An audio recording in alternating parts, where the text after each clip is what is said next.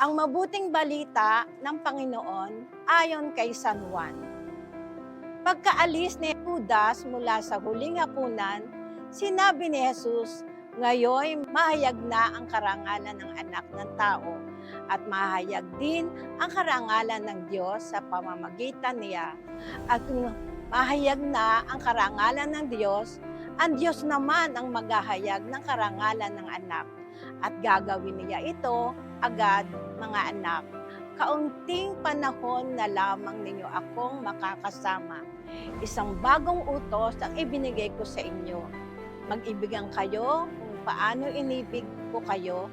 Gayon din naman, mag-ibigan kayo kung kayo'y mag-ibigan. Makikilala ng lahat na ako'y mga alagad ko." Ang mabuting balita ng Panginoon.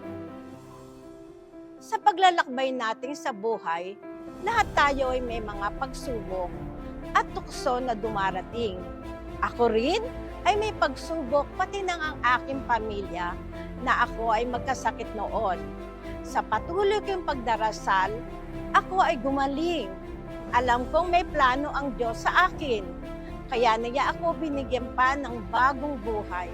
Lagi kong iniisip na binigyan tayo ng pagsubok dahil alam niya na kaya ko ito.